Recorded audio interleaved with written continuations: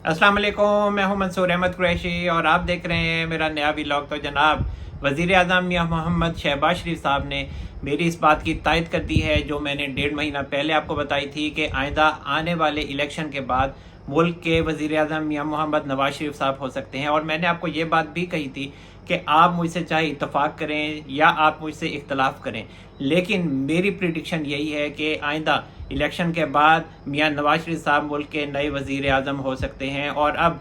वज़ीर आज़म मियां मोहम्मद शहबाज शरीफ साहब ने भी कल 2 मकामात पर यह बात कही है कि आइंदा इलेक्शन के बाद मियां नवाज शरीफ साहब मुस्लिम लीग नून की तरफ से वज़ारत उज़्मा के उम्मीदवार होंगे। और उसके बाद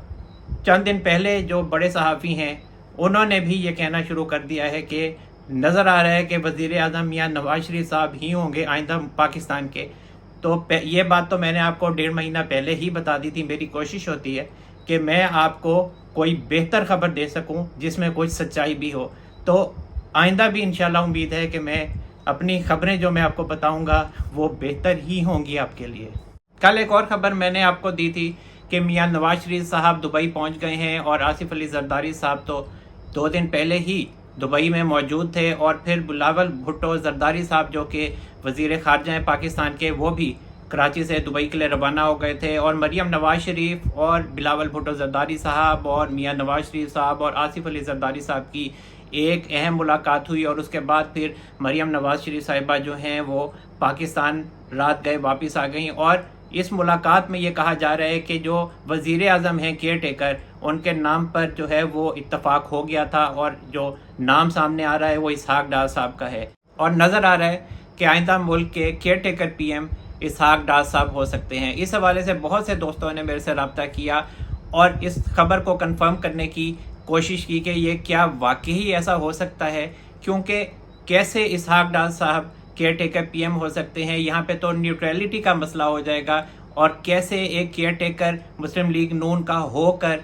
एक आज़ाद इलेक्शन करवा सकता है। तो इस हवाले से हम बात कर लेते हैं। मैंने आपको पहले भी एक खबर ये बताई थी कि आइंदा मुल्क का केयर टेकर पीएम कोई इकोनॉमिस्ट हो सकता है और उस खबर में भी सदाकत निकली है। और इसहाक डार साहब के हवाले से कहा जा रहा है कि वो आइंदा मुल्क के केयर टेकर पीएम होंगे। मैंने मोहसिन नकवी साहब का भी आपको बताया था कि वो भी हो सकते हैं। इसके अलावा जो नजम सेठी साहब हैं उनका भी मैंने आपको बताया था। इसके अलावा मैंने आपको हफीज़ पाशा साहब का भी बताया था। लेकिन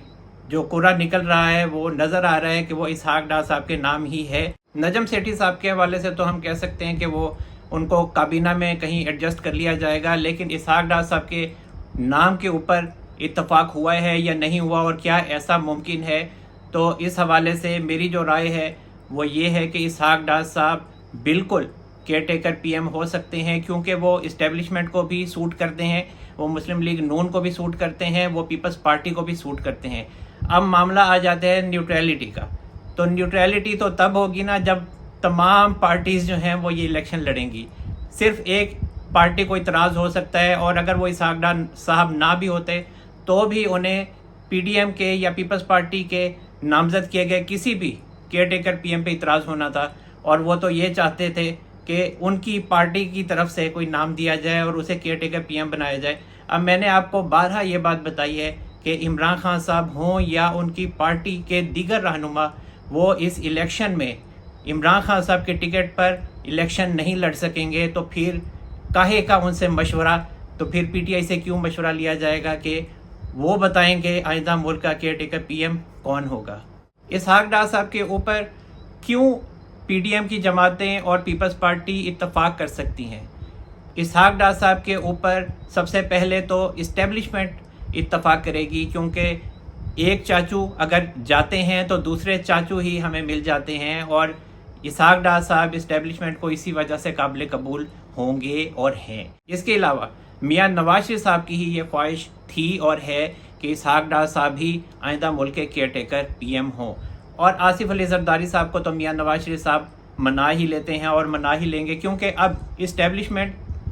पीपल्स पार्टी और मुस्लिम लीग नून में एक बेहतरीन केमिस्ट्री है। और वो दिन अब जा चुके हैं कि एक पार्टी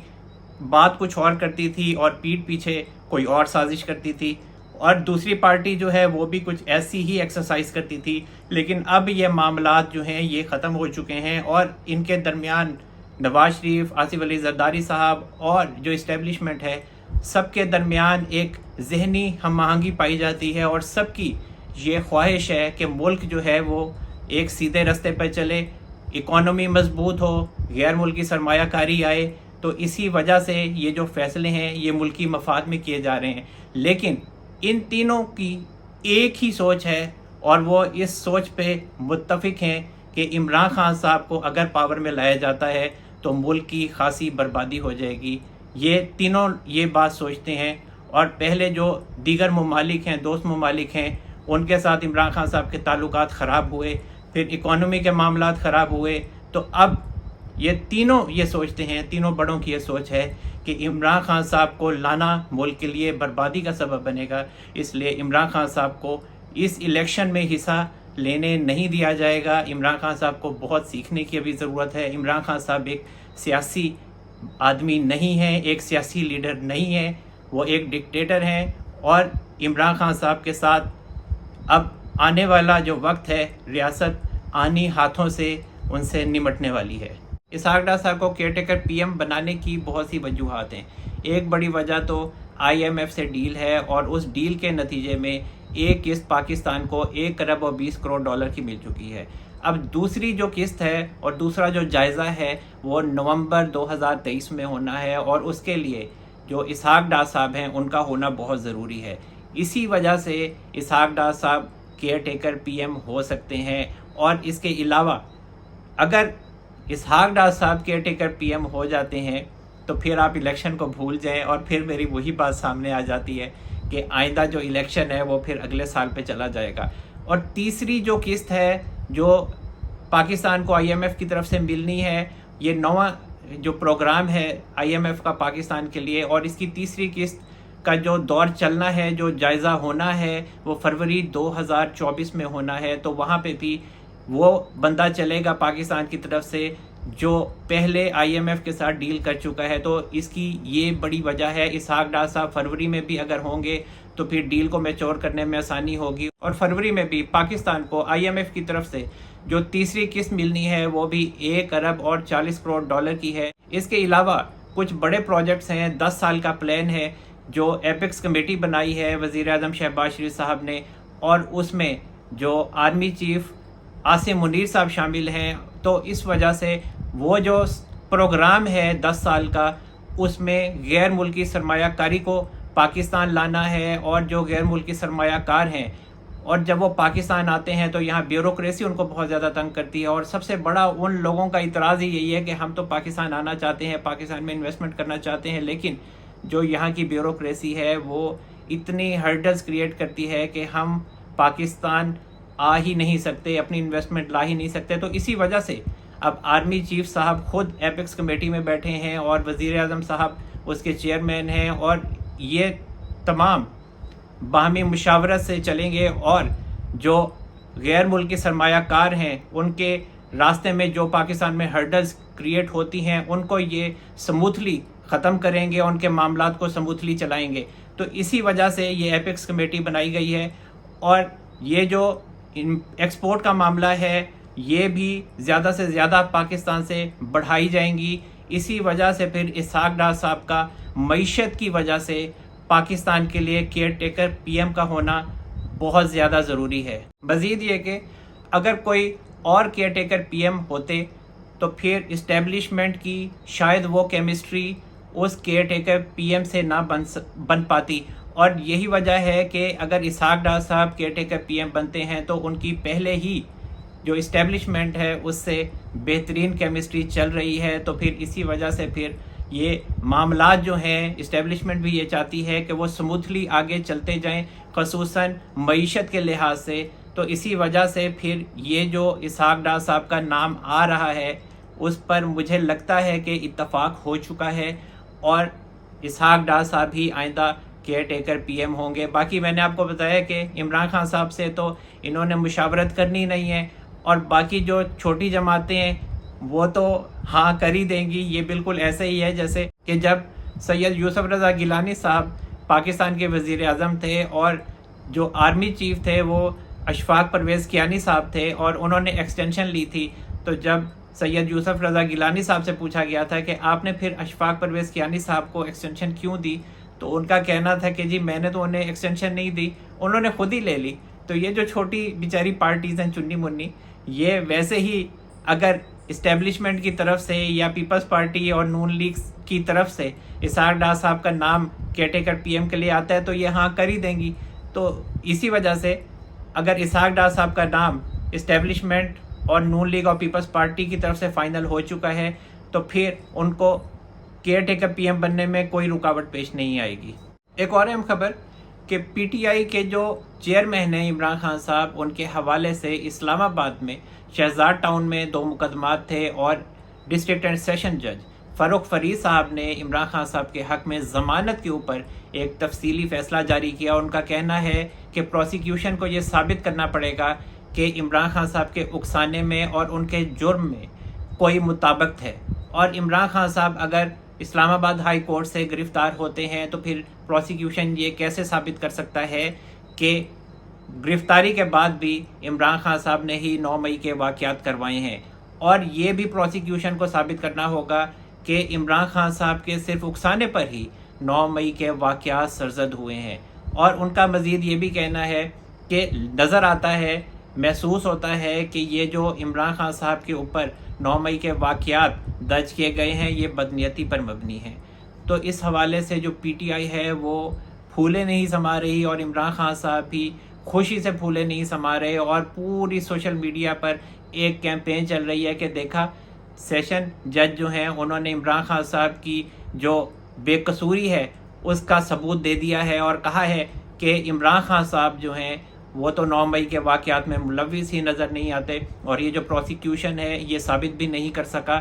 دیکھیں جو قانونی معاملہ ہے وہ یہ ہے کہ عمران خان صاحب کی اگر ضمانت ہو بھی جاتی ہے اور اس پہ اس طرح کا فیصلہ جج صاحب دے بھی دیتے ہیں تو اس کا ٹرائل سے کوئی تعلق نہیں ہے۔ ٹرائل ایک الگ چیز ہے، اور عمران خان صاحب کا ٹرائل جو ہے وہ ہوگا اور ہو رہا ہے۔ ضمانت پہ آپ جو مرضی لکھتے رہیں، لیکن آپ کو ٹرائل میں اور ضمانت کے فیصلے میں فرق کرنا پڑے گا۔ اس وجہ سے اس کا کوئی آپس میں تعلق نہیں ہے۔ اگر عمران خان صاحب کے حوالے سے اگر عمران خان صاحب یا ان کے جو سپورٹرز ہیں وہ یہ سوچتے ہیں کہ عمران خان صاحب کو بہت بڑا ریلیف مل گیا ہے، تو عمران خان صاحب کو یہ کوئی ریلیف نہیں ملا ہے۔ ضمانت ہونا اور ایک کیس ختم ہونا 2 مختلف چیزیں ہیں، اور ٹرائل تو عمران خان صاحب کا تیزی سے چل رہا ہے، اور جو جے آئی ٹی ہے اس نے عمران خان صاحب کے خلاف فیصلہ دیا ہے، اور ان کا کہنا ہے کہ عمران خان صاحب جو ہیں وہ قصوروار پائے گئے ہیں۔ اب جو جے آئی ٹی کا معاملہ ہے وہ بھی کوئی آئینی حیثیت نہیں رکھتا، اس کو بھی کورٹ میں ثابت کرنا پڑے گا، اور عمران خان صاحب کے خلاف ایف آئی آر کٹتی ہے، اس میں ٹرائل ہوگا تو پھر عمران خان صاحب کے خلاف جو ہے وہ معاملات تیزی سے چلیں گے۔ تو چاہے وہ ضمانت ہو چاہے وہ جے آئی ٹی ہو، یہ دونوں ایسے ہی ہیں۔ عمران خان صاحب کے حوالے سے قصوروار عمران خان صاحب تب ہوں گے جب ان کے خلاف ٹرائل ہوگا کورٹ میں۔ ایک بات آج کل بہت زیادہ کی جاتی ہے، اور اس بات کو میاں نواز شریف، آصف علی زرداری صاحب اور اسٹیبلشمنٹ سے منسوب کیا جاتا ہے کہ ان کے درمیان عمران خان صاحب کے حوالے سے کوئی معاملات جو ہیں وہ تعطل کا شکار ہیں، کہ عمران خان صاحب کا جو ٹرائل ہے وہ ملٹری کورٹ میں نہیں ہونا چاہیے، وہ سویلین عدالتوں میں ہونا چاہیے۔ اس حوالے سے کوئی اختلاف نہیں ہے، اور جو صرف معاملہ ہے ملٹری کورٹ میں ٹرائل کے حوالے سے کہ عمران خان صاحب کا کب ٹرائل ہونا ہے ملٹری کورٹ میں، تو اس حوالے سے وقتی طور پر کچھ ڈیلے ہے، اور وہ ڈیلے اس وجہ سے ہے کہ یہ تینوں لوگ جو ہیں وہ عمران خان صاحب کے حوالے سے جو سپریم کورٹ میں درخواستیں لگی ہوئی ہیں ملٹری کورٹس میں سویلینس کے ٹرائل کے حوالے سے، اس کے فیصلے کو دیکھ رہے ہیں۔ اور جو سپریم کورٹ کے چیف جسٹس امرتا بندیال صاحب ہیں وہ کیا فیصلہ دیتے ہیں ان کے حوالے سے میں نے آپ کو پہلے ہی بتا دیا تھا کہ وہ پوری کوشش کریں گے کہ عمران خان صاحب کو کسی نہ کسی طریقے سے ریلیف دیا جائے، عمران خان صاحب کو بچایا جائے۔ لیکن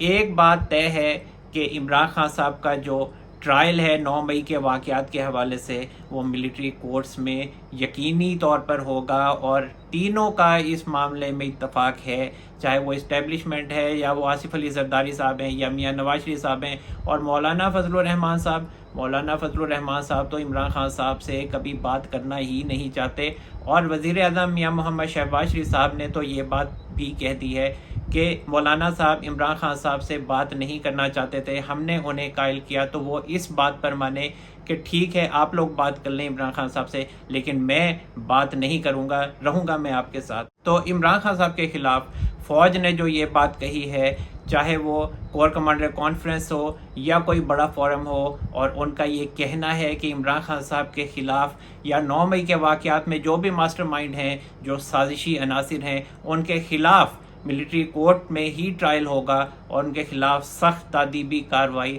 عمل میں لائی جائے گی۔ تو یہ بات کہنا کہ ملٹری کورٹ میں عمران خان صاحب کا ٹرائل نہیں ہوگا تو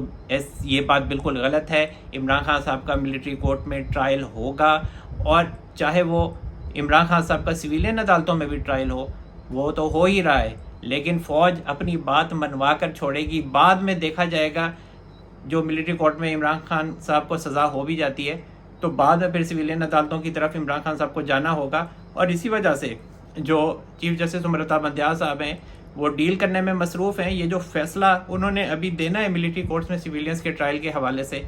تو یہ بھی تو ایک ڈیل ہی لگ رہی ہے نا کہ عمران خان صاحب کے حوالے سے چیف جسٹس امرتا بندیال صاحب نے جو اٹارنی جنرل ہیں عثمان منصور عوان صاحب، ان کو کہا ہے کہ کیا رائٹ آف اپیل ملے گا، تو اس پہ عثمان منصور عوان صاحب نے چیف جسٹس امرتا بندیال صاحب کو یہی کہا ہے کہ جی میں پوچھ کے بتاؤں گا۔ اس کے علاوہ چیف جسٹس امرتا بندیال صاحب نے عمران خان صاحب کے لیے ہی یہ کہا ہے کہ ملٹری کورٹ سے اگر کسی سویلین کو سزا ہوتی ہے تو پھر ایک لمبی چوڑی ریزننگ دینی ہوگی، اور جو ملٹری کورٹس ہیں اور جو اسٹیبلشمنٹ ہے وہ اس بات پہ راضی ہے کہ جی ٹھیک ہے ہم مکمل طور پہ ایک ریزننگ دیں گے جو بھی سزا دیں گے، کیونکہ عمران خان صاحب کے خلاف 9 مئی کے واقعات کے حوالے سے اتنے ثبوت اسٹیبلشمنٹ کے پاس ہیں،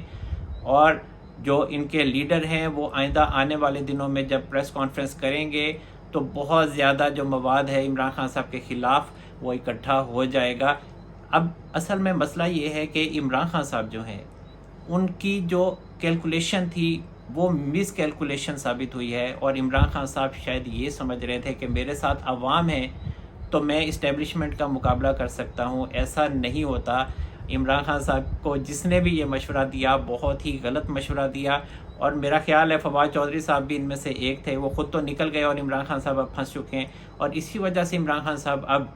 جذباتی تقاریر کرتے ہیں، اور عمران خان صاحب کو خود کو محسوس ہوتا ہے کہ ان سے یہ غلطی ہو گئی ہے۔ یہ ایسی ہی غلطی میاں نواز شریف صاحب سے بھی ہوئی تھی 97 میں، اور وہ سمجھتے تھے کہ انہیں جو ہے وہ 2/3 اکثریت مل گئی ہے، مسلم لیگ نون جب جیتی تھی اور بے نظیر صاحبہ ہار گئی تھیں الیکشن میں، تو اس وقت پھر مشرف صاحب نے جو ہے وہ ماشاء اللہ لگا دیا تھا، تو وہ اب میاں نواز شریف صاحب وہ میاں نواز شریف نہیں ہیں، اب وہ ایک الگ طرح کے میاں نواز شریف صاحب ہیں، اور عمران خان صاحب بھی یہی سوچ رکھتے تھے جو میاں نواز شریف صاحب 97, 98, 99 میں رکھتے تھے کہ میرے ساتھ عوام ہے۔ ارے بھائی آپ کو اسٹیبلشمنٹ کے ساتھ بنا کے رکھنی پڑتی ہے، تبھی آپ الیکشن میں حصہ لے پاتے ہیں، آپ پاور میں آ سکتے ہیں۔ یہ پتہ نہیں آپ کو کس نے مشورہ دیا تھا کہ آپ اسٹیبلشمنٹ سے لڑ پڑیں۔ ابھی تو عمران خان صاحب کے خلاف جو کرپشن کے کیسز ہیں، جن میں توشہ خانہ کیس ہے، القادر ٹرسٹ کیس ہے، اس میں عمران خان صاحب کی نااہلی ہو سکتی ہے، اور میں نے آپ کو بتایا تھا کہ جو توشہ خانہ کیس ہے وہ ایک ایسا کیس ہے جس میں عمران خان صاحب کو الیکشن سے پہلے نااہل کیا جا سکتا ہے، اور اس میں قید بھی یقینی طور پہ عمران خان صاحب کو ہوگی۔ اور جو دبئی پلان جو زرداری صاحب ہیں یا میاں نواز شریف صاحب ہیں، تو ان کے درمیان یہ طے ہو چکا ہے، اسٹیبلشمنٹ کے درمیان یہ طے ہو چکا ہے کہ عمران خان صاحب کی جو نااہلی ہے وہ کنفرم ہے، اور وہ الیکشن میں حصہ نہیں لے سکیں گے، اور وہ تمام رہنما جو عمران خان صاحب کے ساتھ ابھی کھڑے دکھائی دیتے ہیں وہ بھی اگر الیکشن میں حصہ لیتے بھی ہیں تو میرا نہیں خیال کہ وہ قومی اسمبلی میں پہنچ سکیں گے۔ تو جناب اب تک کے لیے اتنا ہی۔ اللہ تعالی ہم سب پر اپنا رحم و کرم فرمائے۔ منصور احمد قریشی کو اجازت دیجیے، اپنا بہت سارا خیال رکھے گا۔ اللہ حافظ۔